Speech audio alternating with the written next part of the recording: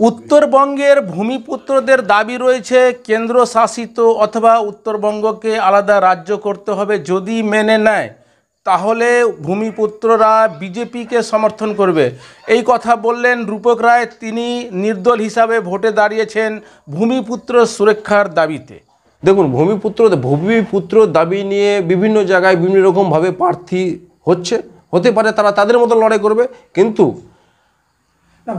ভূমিপুত্র তো সবাই দাবি করছে, সব ভূমিপুত্র নিয়ে আমি তো বলে দিলাম, ভূমিপুত্র তো সবাই। আমার বক্তব্য হলো, ভারত ভূমিতে যাদের জন্ম তারা সকলেই ভূমিপুত্র।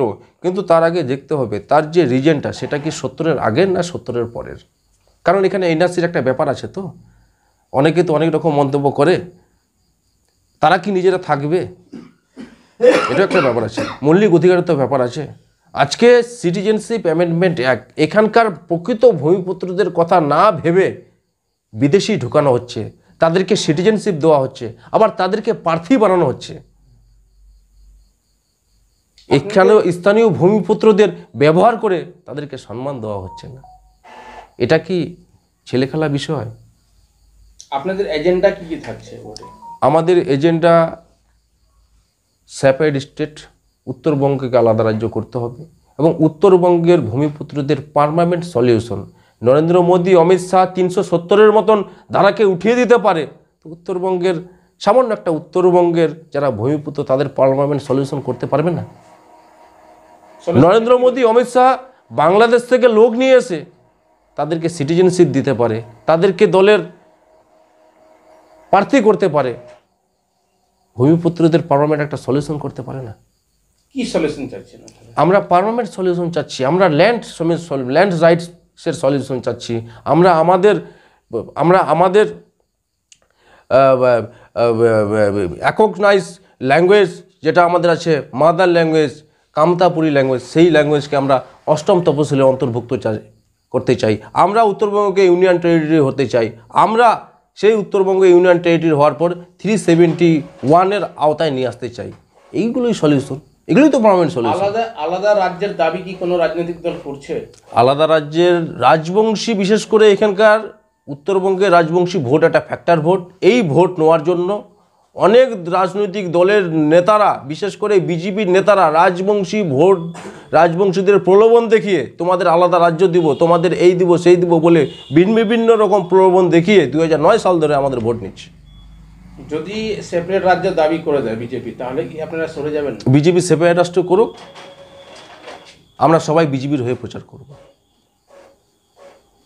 তিনি বিজেপির যিনি জেলা সভাপতি রয়েছেন বাসুদেব সরকার, তাকে বাচ্চা ছেলে এবং বাংলাদেশি বলে আখ্যা দিয়েছেন। দেখুন, বিজেপির জেলা সভাপতি কে আছে? বাসুদেব সরকার। ও বাচ্চা ছেলে, ওনার এই ব্যাপারে কোনো ধারণা নেই। দুদিন হলো বাংলাদেশ থেকে এসেছে, নরেন্দ্র মোদীর দয়াতে সিটিজেনশিপ পেয়েছে। এগুলোকে অত গুরুত্ব দিতে পারি না। আর NRC, national register of citizenship যখন হবে, এগুলা এই দেশ থেকেই হারিয়ে যাবে। বাসুদেব সরকারের এই মন্তব্যে অত কর্ণপাত করতে চাই না, কারণ উনি জানেই না এখানকার ভূমিপুত্রদের ক্ষমতা কি আছে, বা এখানকার ভূমিপুত্রদের মানসিক যে মনের ভিতরে যে স্পিন্ডটা, ওটা কি কথা বলছে। এখানকার ভূমিপুত্ররা কি চাইছে উনি কি জানেন? যদি জানতেন তাহলে এ কথা বলতেন না। কমিটি বা ভূমিপুত্র রক্ষা কমিটি নাম দিয়ে বেশ কিছু মনোনয়ন দাখিল হয়েছে, কি বলবেন? দেখুন, যখন নির্বাচন আসে এরকম কিছু কিছু ভুইফোর সংগঠন তৈরি হয়। তারা তৈরি হয়, নির্বাচন চলে গেলে পরে হারিয়ে যায়। 365 দিন সাধারণ মানুষের সাথে থেকে সাধারণ মানুষের দুঃখ দুর্দশা দূর করার জন্য, সাধারণ মানুষকে নাগরিক পরিষেবা দেওয়ার জন্য, জনতা জনার্দনের দুঃখ বাটার জন্য তাদের পাশে সারা বছর এদেরকে পান? কাউকে পান না। যখন ভোট আসে এরা মাটি ফুটে তার বেরোয়, ভোট চলে যায়, এরা আবার হারিয়ে যায়। তারা তো জনপ্রতিনিধি না, তারা তো আপনাদেরই দলের বিক্ষুব্ধ গোষ্ঠী। কোনো এরকম বিষয় নেই।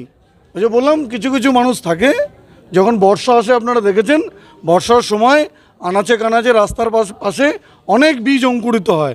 বর্ষা চলে যায়, বীজগুলো আর গাছই হয় না, অঙ্কুরিত বীজগুলো ওখানেই নষ্ট হয়।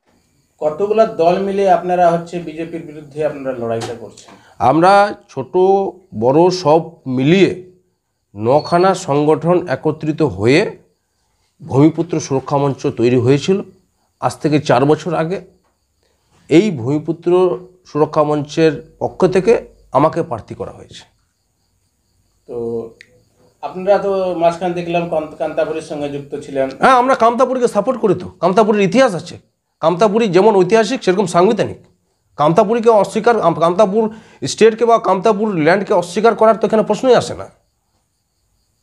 তো আপনার দলের প্রতীক না হয়ে আপনি নির্দলভাবে ভোটে দাঁড়ান? না, Kamtapur party, Kamtapur progressive party ওটা রেজিস্টার্ড পার্টি, কিন্তু ওনার নিজস্ব কোনো সিম্বল নেই। সেই পার্টি তো ভূমিপুত্র সুরক্ষা মঞ্চে আছে, তারা তো আমাদেরকে সাপোর্ট করছে। নির্দল হয়ে কি লড়াই করতে পারবেন? এখনো প্রতীক চিহ্ন পাননি, কিভাবে মানুষ জানবে? কি সবার কাছে কি আপনি যেতে পারবেন, দৌড়াতে পারবেন প্রচারটা নিয়ে জিতার? অবশ্যই পারবো, অবশ্যই পারবো। খুব ভালো প্রচার হবে। আর প্রচারে, আগামী দিনে প্রচারের জন্য বিভিন্ন লোক এখানে আসছে। আপনাদের প্রচারে তো কোনো মুখ দেখা যাচ্ছে না, কি বলবেন? যারা উত্তরবঙ্গকে সেপারেট স্টেট করতে চায়, যারা বঙ্গভঙ্গ করতে চায়, যাদের মনের ভিতরে সেই আগুনটা আছে যে আমরা শোষণ এবং বঞ্চনার শিকার, উত্তরবঙ্গ আলাদা হওয়া দরকার।